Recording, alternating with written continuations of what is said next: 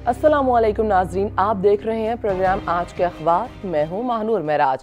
Programme में आपको खुशामदीद कहती हूँ। नाजरीन, पंजाब के ज़िमनी इलेक्शन अब से 2 दिन पहले हुए हैं, जिसमें 20 नशिस्तों पर मुश्तमिल ये इलेक्शन थे और पीटीआई और नून लीग के दरमियान कांटे का मुकाबला हुआ है, जिसमें पीटीआई ने 20 में से 15 नशिस्तें जीती हैं और उन्होंने ये नशिस्तें जीत कर सारी बाजी पलट दी है।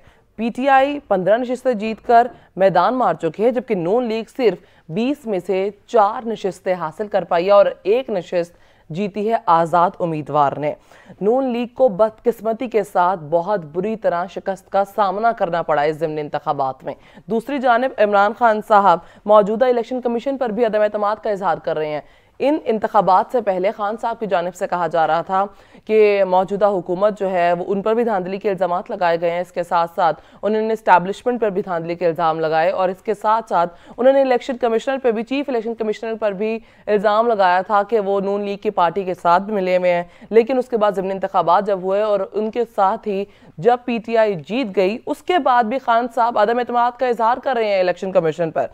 अब बात ये बनती है कि क्या इमरान खान साहब का जो ये मुतालबा है कि चीफ इलेक्शन कमिश्नर से इस्तीफ़ा दिलवाया जाए, क्या ये मुतालबा दुरुस्त है?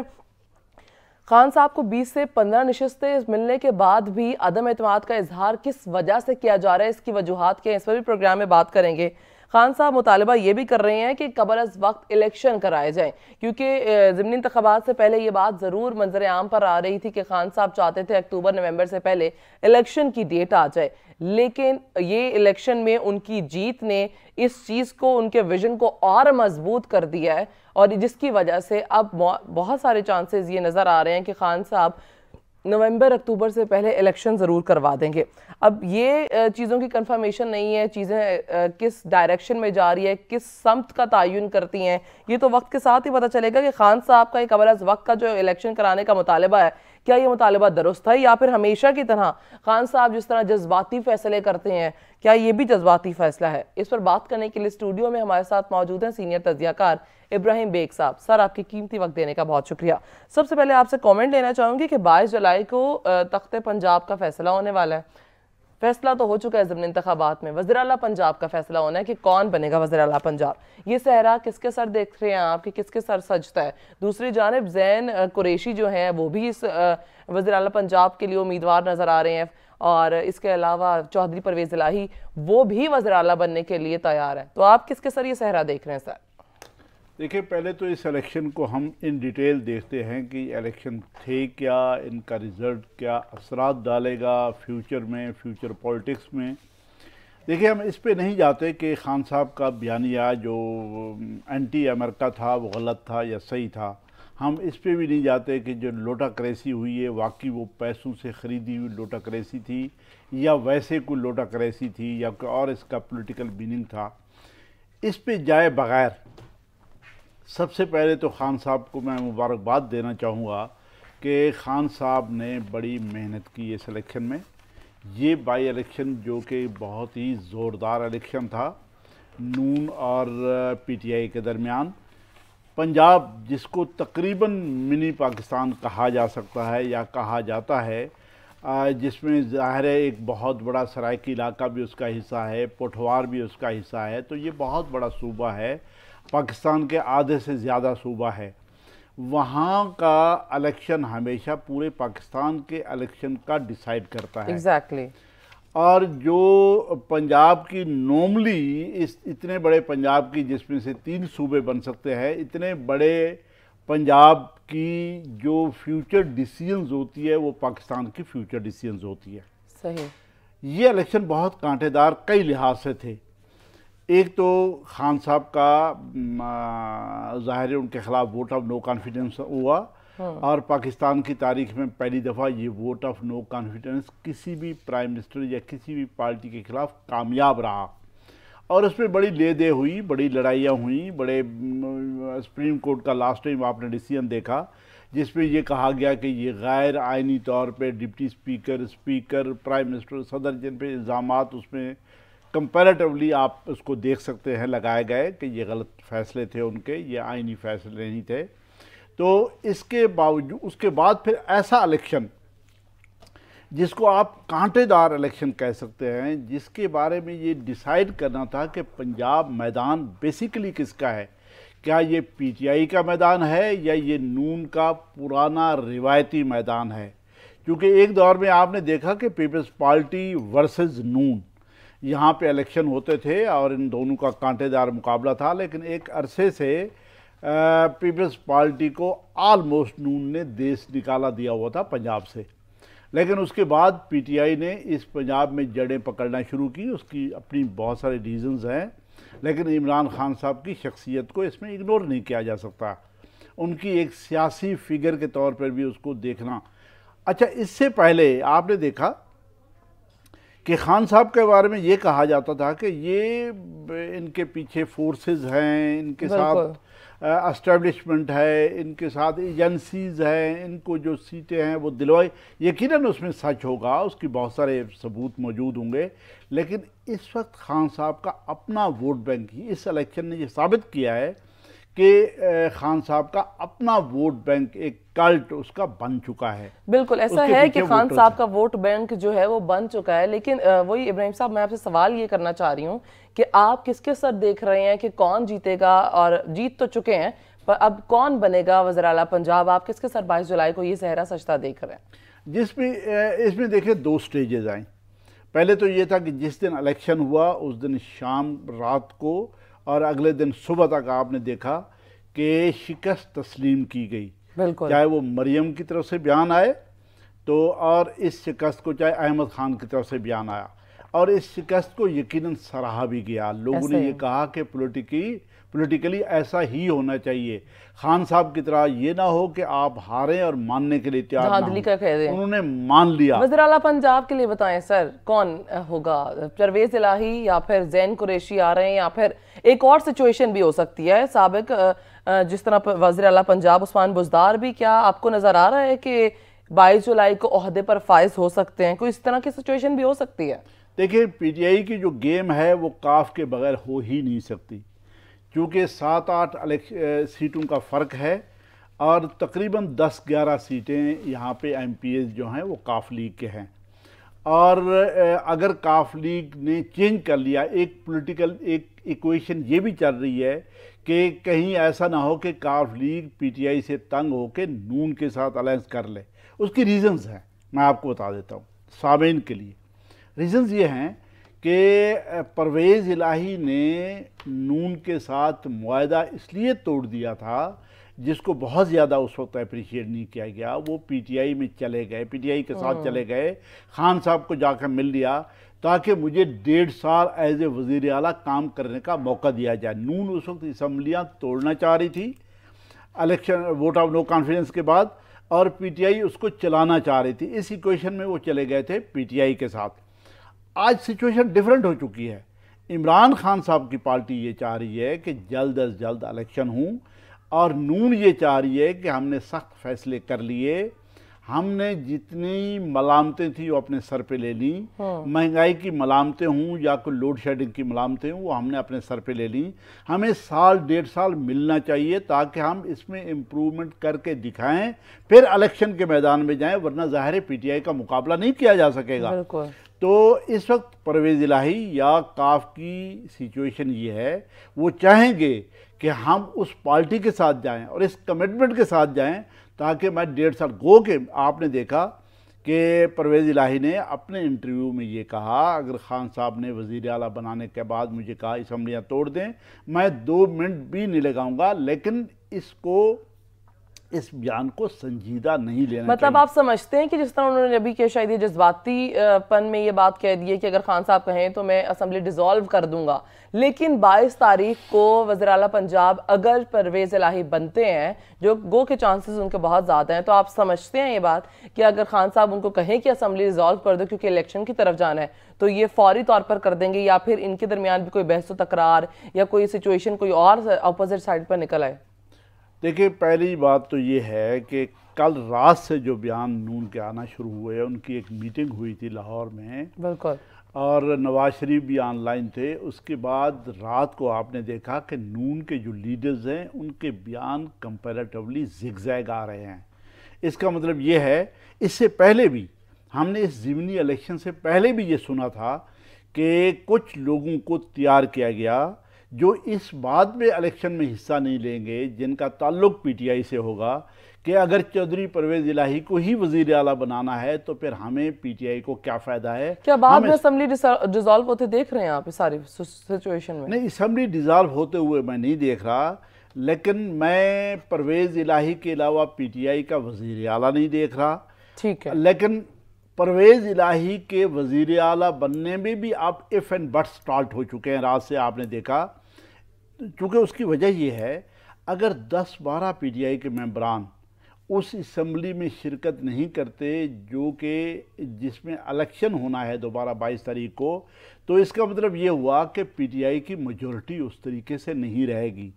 पीटीआई के कैंडिडेट को उस तरीके से, चाहे वो परवेज़ इलाही हूँ चाहे कोई और हूँ, किसी और का चांस तो बहुत कम है, लेकिन उनको इलेक्ट कराना, ये स्कीम इससे पहले हमने सुनी थी, तज्जियाकार बता रहे थे, इंफॉर्मेशन आ रही थी, लेकिन रात से जो नून के बयान आ रहे हैं वो कंपैरेटिवली उसको हमारी ज़बान में टेढ़े बयान आप कह सकते हैं। मतलब अभी क्लियर सिचुएशन नहीं है जो नून लीग बयान दे रही है। सही है, अभी मैं इस सिचुएशन की तरफ आगे जाऊंगी, लेकिन आपसे पहले जानना चाहूंगी, ज़िमनी इंतखाब में बहुत बड़ी शिकस्त हुई है नून लीग को, इसमें कोई ढकी छुपी बात नहीं है, लेकिन नाकामी की वजह क्या देख रहे हैं आप? क्या नून लीग में बयानिए का तजाद इसकी शिकस्त की वजह बना? देखिए, इसकी कई रीजंस हैं, हमें देखना पड़ेगा। नॉर्मली तो लोग कह रहे हैं कि बयानिया बयानिया बयानिया, बयानिया के भी कई हिस्से हैं। आपने देखा एक एंटी अमेरिका बयानिया, बिल्कुल, क्योंकि एंटी अमेरिका यहाँ पे पाकिस्तान के लोगों की जो फीलिंग्स हैं उनकी पूरी तारीख है। 4 मार्शल लॉज यहाँ पे लगे जो लोगों की विल के अगेंस्ट लगे, लोग नहीं चाहते थे, वो उनको सपोर्ट अमेरिका ने किया था। 3 जंगें यहाँ पे हुई जो पाकिस्तान ने कंपैरेटिवली हारी उसको कह सकते हैं, और अमेरिकन वाहिद पाकिस्तान की सपोर्ट के लिए उनको लोग एक्सपेक्ट करते थे कि वो आएंगे, उनके बहरी बेड़े, उनकी सपोर्ट, उनके वो भी नहीं आए। यानी जंगों के हारने का जो इल्ज़ाम है वो अमेरिका के सर पे तारीख़ी तौर पे यहाँ के लोग ये समझते हैं। 2 हो गया। तीसरा, भुट्टो साहब जैसा पॉपुलर लीडर, ना सिर्फ मुस्लिम दुनिया में बल्कि पूरी दुनिया का पॉपुलर लीडर, चाहे वो वेस्ट हो, चाहे ईस्ट हो, चाहे जापान हो, चाहे जर्मनी हो, हर जगह पे उनको फांसी दे दी गई, और उसका इल्ज़ाम भी यकीनन अमेरिका के सर है। तो इसलिए पाकिस्तान के लोग बहुत जल्दी इस नैरेटिव को मानते हैं कि हमारे मुसीबतों की जो वजह है वो अमेरिका बादशाह है। अमेरिका खान साहब का खुद अपना यही एक मौक़िफ़ था और यही उनका बयानिया था ना कि अमेरिका ने धांधली जो है बैरूनी साजिश का जो उन्होंने बयानिया दे रहे थे कि अमेरिका की जानिब से साजिश की गई है, मुदाखलत हुई है। तो मैं आपसे ये जानना चाहूँगी कि अब से 3 महीने पुरानी बात करें तो खान साहब ये बातें कर रहे थे कि बैरूनी साजिश हुई है, तो अमेरिका क्या उस वक्त इतना स्ट्रांग था कि खान साहब के लिए उसने साजिश की और खान साहब को के खिलाफ तरीके अदम एतमाद जो होगी वो कामयाब हो गई? और अब क्या अमेरिका 3 महीने बाद वीक हो गया जो खान साहब जो है वापस पीटीआई की पार्टी जीत गई है? देखिए, पहले इसको पूरा कर लेते हैं कि नैरेटिव में अमेरिका नंबर 1, लोटे नंबर 2, करप्शन नंबर 3, ये तीनों चारों चीज़ों को जब आप ऐड करेंगे तो इलेक्शन का रिजल्ट हमें सामने समझ आएगा। सही, यानी नून ने लोटों को टिकट दिया, लोटे का एक नैरेटिव बना, लोटे के अगेंस्ट एक पूरी कैंपेन चली, इसलिए लोगों ने वोट नहीं दिया। नून के अपने कैंडिडेट खड़े हो गए, उन्हें लोगों ने, वोटर्स ने और कैंडिडेट्स ने नहीं माना कि लोटों को टिकट जो दिया गया है वो सही है, उनको वोट नहीं दिया गया। अमेरिका का नैरेटिव बजाते खुद, करप्शन का नैरेटिव, इन तमाम चीज़ों को हम ऐड करेंगे तो रिजल्ट 1। और सेकंड, आपने जो क्वेश्चन किया है अमेरिका के बारे में, देखिए खान साहब ने खुद ये कहा है कि मुझे पिछले साल जून में पता चल गया था कि मेरे खिलाफ कुछ ना कुछ हो रहा है। कहने वाले ये कहते हैं जो ही खान साहब को बावसूख ज़राए से ये पता चला कि मेरे ख़िलाफ़ कोई कैंपेन है या कोई सीरियस मूव है, तो उन्होंने अमेरिका के ख़िलाफ़ एक बयानिया बनाना शुरू कर दिया था। चाहे वो अफ़गानिस्तान से अमेरिका का विड्रॉल था, चाहे अफ़गानियों के क्राइसिस थे, चाहे वो आपने देखा कि यहाँ पे जो अमेरिकन प्रेसिडेंट नए बने उनका यहाँ पे हमारे वज़ीर आज़म को फ़ोन ना करना था, चाहे अमेरिकन नए वज़ीर ख़ारजा का हमारे साथ रब्ता ना करना था, चाहे उसका जो उन्होंने बिल्कुल ठंड प्रोग्राम इनको कोड रेस्पॉन्स दिया उसकी एक वजह थी। तमाम चीज़ों को कंबाइन करके बयानिया खड़ा गया, ऐड करके बयानिया बनाया गया। और उसका जो पीक था उस बयानिए का जो बनाया गया उसका पीक था रशियन विजिट हमारे वज़ीर आज़म का। उस वक्त रशिया का विजिट जब वार अनाउंस होने वाली थी, बल्कि उस दौरान ही वार अनाउंस हुई जब हमारे वज़ीर आज़म वहाँ पे पहुँचे। तो उससे ये लगा कि जैसे हमारी अमेरिका के साथ या हमारे वज़ीर आज़म का जो क्लैश है अमेरिका के साथ वो अपने पीक पे पहुँच चुका है। इस तरह से वो बयानिया बाकायदा अपने पीक की तरफ बढ़ता गया। बिल्कुल, बयानिए को इसी तरह से तूल मिलती रही। ठीक है इब्राहिम साहब, यहाँ पर ब्रेक की कॉल आ रही है, ब्रेक से वापस आते हैं तो खान साहब के बारे में बात करेंगे कि आगे PTI का अगला लाहेअमल क्या होगा। नाज़रीन, यहाँ पर वक्त है ब्रेक का।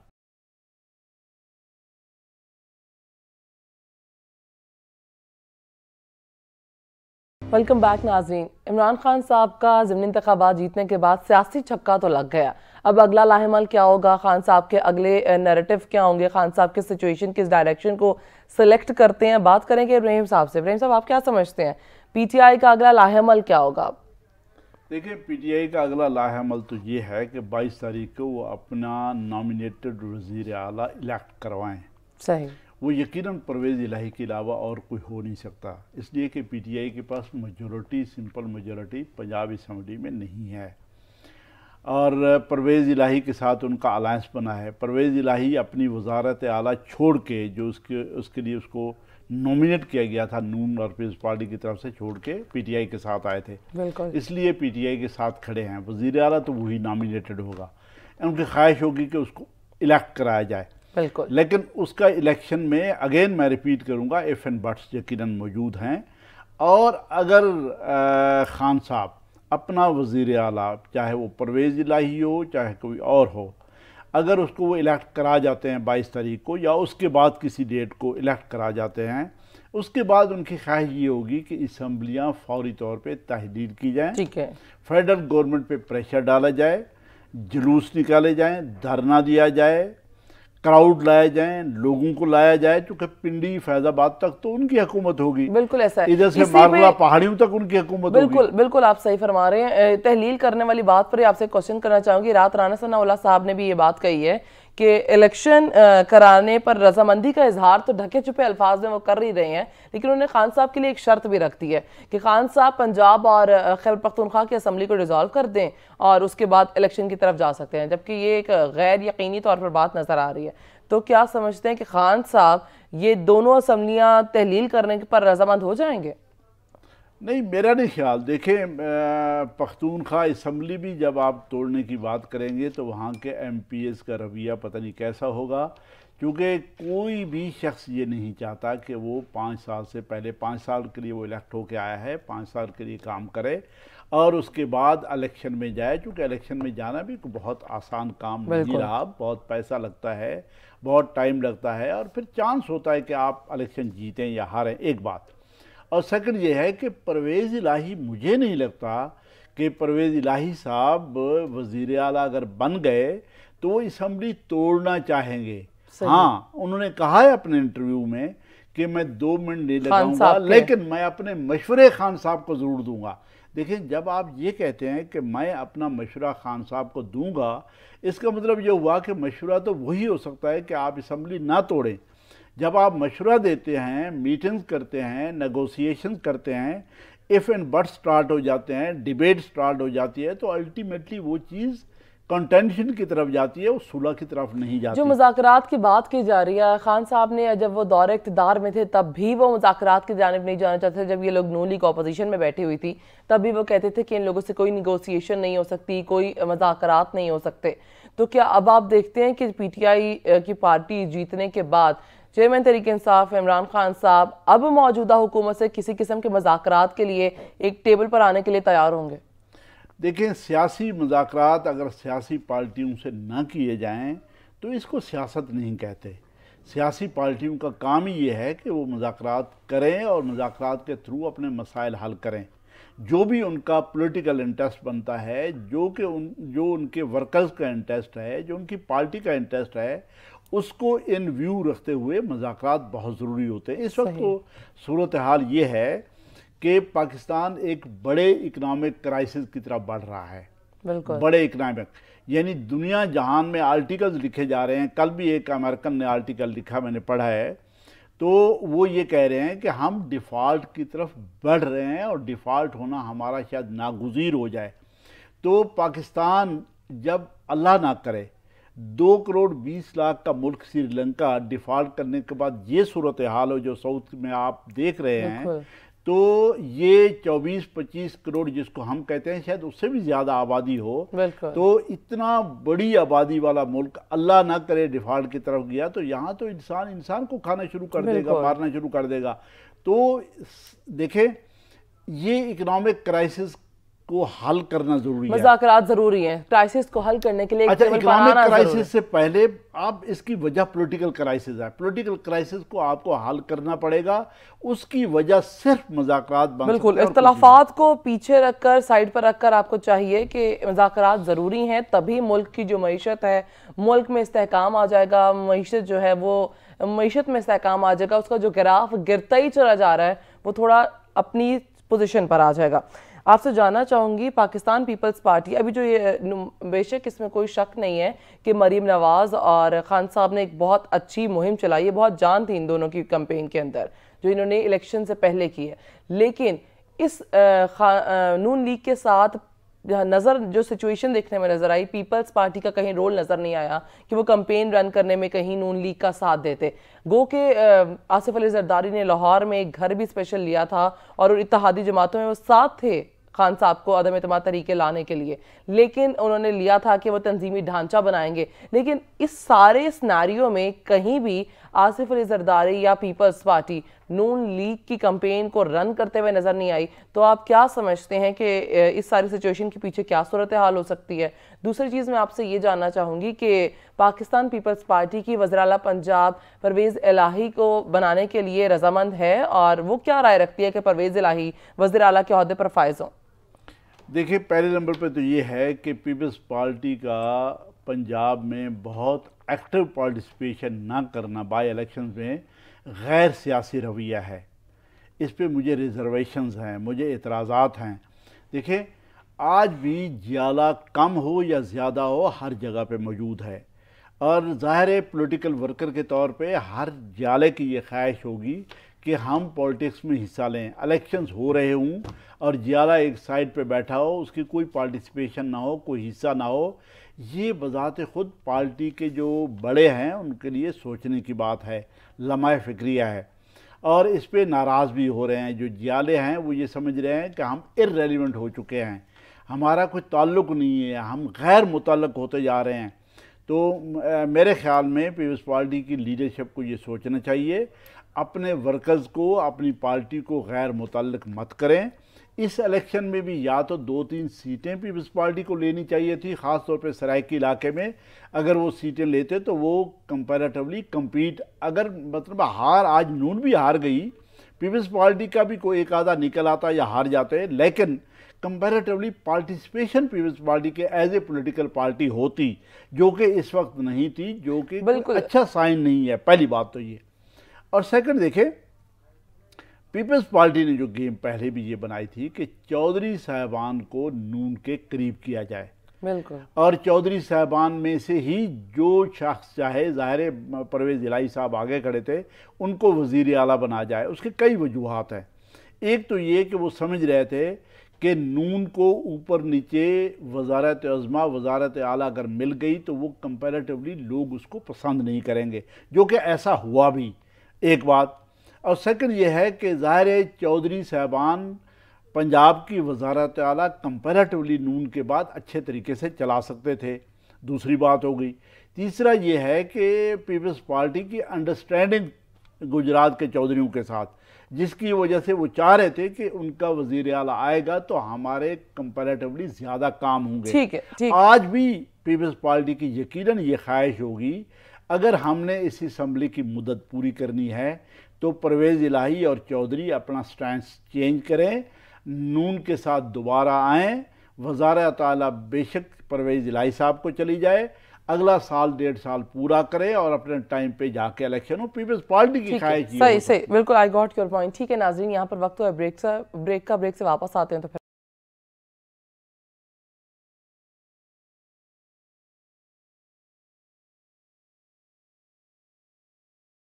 वेलकम बैक नाजरीन। आपको ब्रेक से पहले बता रहे थे कि नून लीग की शिकस्त की वजूहात को भी हमने डिस्कस किया। आज इत्तेहादी जमातों का इजलास तलब किया गया है। इस इजलास में क्या क्या पहलुओं पर बातचीत होगी, कौन से अमूर ज़ेर गौर आएंगे, इस पर बात करेंगे कि अगला लाहेअमल ये लोग क्या तय करेंगे, अपनी हुकूमत को बचाने के लिए नून लीग किस तरह के एक्शंस लेगी, किस तरह के काम करेगी, क्या सिचुएशन अपनाएगी। इब्राहिम साहब, क्या समझते हैं आज के इजलास में किस तरह की चीज़ों को ये क्लियर करेंगे? देखिए, अगर तो पीटीआई का रवैया कंपैरेटिवली इमरान खान साहब का रवैया मुज़ाकरात की तरफ होता, कंपैरेटिवली जिसको कह सकते हैं पॉलिटिकल होता, आप तो मेरे ख्याल में इस वक्त नून इलेक्शन हार गई थी और नून के पास अक्सरियत नहीं है, उनको रिज़ाइन कर देना चाहिए था। लेकिन चूँकि टसल है 2 पार्टियों के दरमियान, 3 पार्टियों के दरमियान, 4 पार्टियों के दरमियान, और ख़ान साहब का रवैया बाज़ात गैर सियासी हो जाता है, ज़ातियात पे हो जाता है, नाम रखना, गालियाँ देना या इस तरह की चीज़ें, उसकी वजह से ज़ाहिर है अगले एंड पे भी एक नेगेटिविटी क्रिएट हो जाती है, वो भी नेगेटिवली सोचना शुरू कर देते हैं। तो इसलिए मेरे ख़्याल में जो पहले दिन इलेक्शन हारने के बाद जो रवैया था, जो बयान आए थे मरियम नवाज़ के और बाकी लोगों के, अहमद ख़ान के, वो रवैया शायद अब चेंज हो रहा है रात से, मुझे लग रहा है। अब ये जो पहले वाली सोच है, एक तो ये है अगर परवेज़ इलाही साहब आ जाए नून के साथ तो उनको वज़ीर आला बनाया जाए, ये इक्वेशन उनकी हो सकती है।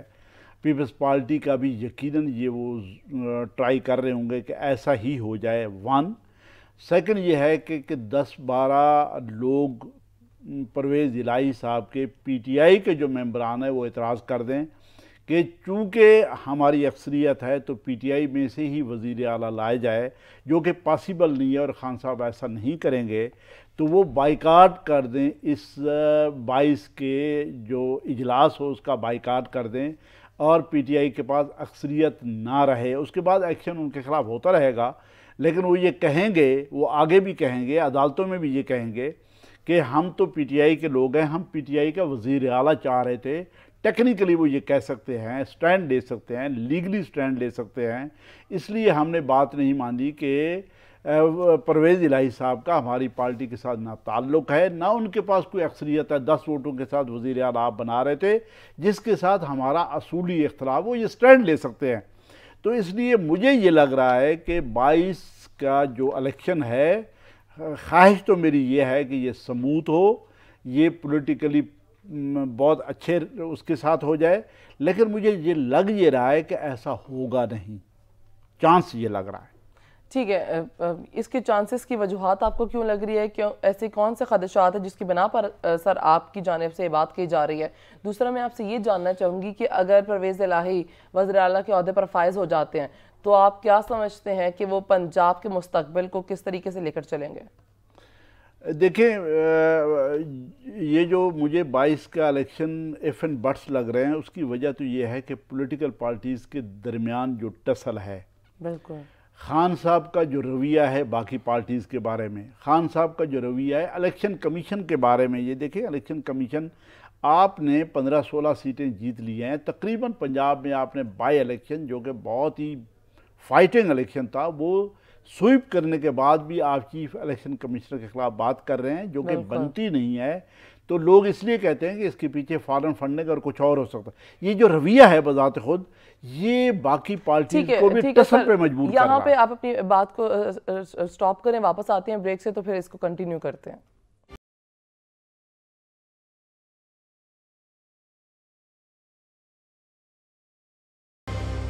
वेलकम बैक नाज़रीन। इब्राहिम साहब, आप ब्रेक से पहले बात कर रहे थे, अपनी कंटिन्यू कर लें। वो मैं यही कह रहा था कि अगर तो ये पार्टीज़ के दरमियान नेगोशिएशंस हों, मुज़ाकरात हों, कोई राउंड टेबल कॉन्फ्रेंस हो जाए, मीटिंग्स हों, बैक डोर राब्ते हों, तो ये मसला हल हो सकता है। इसलिए कि जिसकी अक्सरियत है उसको गवर्नमेंट बनानी चाहिए, लेकिन ऐसा हो नहीं रहा। जिसको आप कह सकते हैं कि गैर सियासी रवैया है।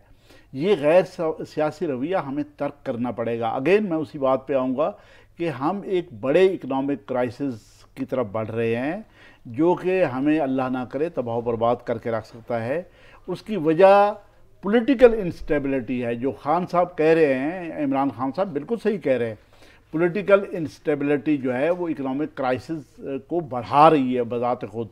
तो इसलिए हमें पॉलिटिकली स्टेबल होने के लिए ज़रूरी है कि मुज़ाकरात हो, लोग इकट्ठे बैठें, कुल लाया अमल तय करें, ऑल पार्टीज़ कॉन्फ्रेंस करें, जिसकी जहां हुकूमत बननी है वो बनाए, चाहे वो टाइम पीरियड पूरा करें, चाहे उससे पहले इलेक्शन हो, लेकिन सलाह मशवरे के साथ एक इत्तेफाक बना के कोई फ़ैसला करना चाहिए सबको मिल के। अगर ऐसा ना किया गया तो हम कोई अच्छा रिजल्ट ना पॉलिटिकली हासिल कर सकेंगे, इकोनॉमिकली तो हम ख़राब हो ही रहे हैं। मुज़ाकरात होना मुल्क की बेहतरी के लिए इस टाइम बहुत ज़रूरी है। ठीक है, आपने बिल्कुल दुरुस्त फरमाया इब्राहिम साहब। क्योंकि अब क्लोजिंग का टाइम होने वाला है, तो आपसे लास्ट सवाल ये करना चाहूँगी कि 3 महीने पहले जब खान साहब के लिए तहरीक अदम एतमाद लाई गई, तमाम इत्तेहादी जमाती एक साथ हुई और खान साहब के लिए तहरीक अदम एतमाद लाया गया था, तो कहीं नून लीग की शिकस्त की वजह ये तो नहीं बनी कि इन लोगों ने जज्बाती फैसले में आके, क्योंकि खान साहब 3.5 से पौने 4 साल का तो अपना जो ड्यूरेशन था वो पूरा कर चुके थे, 1.5 साल की बात थी। बेहतर नहीं था जिस तरह के हालात ये लोग कह रहे हैं कि मुल्क को संगीन बहरान का सामना करना पड़ रहा है और ये लोग बहुत गलत तरीके से मुल्क को जो है वो इन्होंने संगीन मुश्किलात का शिकार कर दिया है। तो बेहतर नहीं था कि खान साहब अपनी जो मुद्दत थी वो पूरी करते और उसके बाद इलेक्शन होते और ये लोग आते, तो फिर ये लोग अपने तरीके से चीज़ों को सेटल डाउन करते, लेकिन इन्होंने ऐसी कोई सिचुएशन नहीं की। तो आपसे जानना चाहूँगी कि तहरीक अदम एतमाद लाने के पीछे कहीं इत्तेहादी जमातों समेत, नून लीग समेत, कहीं का ये जज्बाती फैसला तो नहीं था जो आज इनको शिकस्त का सामना करना पड़ा? अच्छा, मेरा नहीं ख्याल। बेसिकली देखें, टाइमिंग्स बहुत अहम है। टाइम एंड स्पेस 2 फैक्टर ऐसे हैं जो दुनिया जहान में जिसमें चेंजेस आते हैं, वेरिएशन होते। टाइम चेंज हो गया तो चीज़ें चेंज हो गई, स्पेस चेंज हो गई तो तब्दीलियाँ आ गई हर जगह पे, वो चीज़ें नहीं रह चाहती। ये तमाम सर्कमस्टांसेस डिपेंड करता है टाइम एंड स्पेस पे। उस वक्त देखें, पीटीआई की गवर्नमेंट में बहुत महंगाई थी, जुलूस निकल रहे थे, लोग बहुत अपसेट थे। लोग ये कह रहे थे कि खान साहब ने यू टर्न कर लिए, खान साहब ने कोई वादा पूरा नहीं किया, खान साहब ने घर नहीं दिए, खान साहब ने नौकरियां नहीं दी। उस वक्त एक अनरेस्ट मौजूद था। उस अनरेस्ट को कैश कराने के लिए पॉलिटिकल पार्टीज इकट्ठे हुई, एक। और सेकंड ये हुआ कि हम एक बड़े इकोनॉमिक क्राइसिस की तरफ बढ़ रहे थे। इब्राहिम साहब, महंगाई तो खान साहब ने की तो थी, वो हम सब मानते हैं, लेकिन जो मौजूदा हुकूमत है, इसने जितनी महंगाई करके गरीब आवाम, वो लोग जो 2 वक्त का खाना खाते थे अब 1 वक्त के खाने पर आ गए, इसने तो बिल्कुल ही इस मुल्क का जो है वो बिल्कुल ही कहते हैं बेड़ा गर्क कर दिया। उसी वजह से इलेक्शन हारे हैं ना। देखें ना, महंगाई आपकी बढ़ी है, जहां नैरेटिव है वहां महंगाई का एक फैक्टर है, इसी वजह से इलेक्शन हारे हैं। देखें, महंगाई के फैक्टर्स उस वक्त कुछ और थे, आज कुछ और है। IMF के साथ जो खान साहब ने मुआहदा किया था, उसको हम अगर कैरी ऑन करते, उसी तरीके से चीज़ों के रेट बढ़ते या कम होते, तो शायद महंगाई यकदम ना बढ़ती। ये यकदम जो महंगाई बढ़ी है वही बाई इलेक्शन को बेसिकली खान साहब की तरफ से स्वीप करा के ले गई है ना। महंगाई यकीनन बढ़ी है, उसने नून को बहुत डैमेज भी किया है और शायद महंगाई और भी बढ़े, लेकिन इसको सेटल किए बगैर, इस इकोनॉमिक क्राइसिस को सेटल किए बगैर आप मुल्क को आगे चला नहीं सकते किसी भी तौर पे। जब तक चीज़ों को सेटल डाउन नहीं किया जाएगा, मुल्क आगे तरक्की नहीं कर सकता है। ठीक है इब्राहिम साहब, हमारे साथ सीनियर तज्ज़ियाकार स्टूडियोज़ में मौजूद थे, आपकी कीमती वक्त देने का बहुत शुक्रिया। नाज़रीन, प्रोग्राम का वक्त यहाँ पर इख्तिताम पज़ीर हुआ। महानूर महराज को दीजिए इजाज़त। खुदा हाफिज़।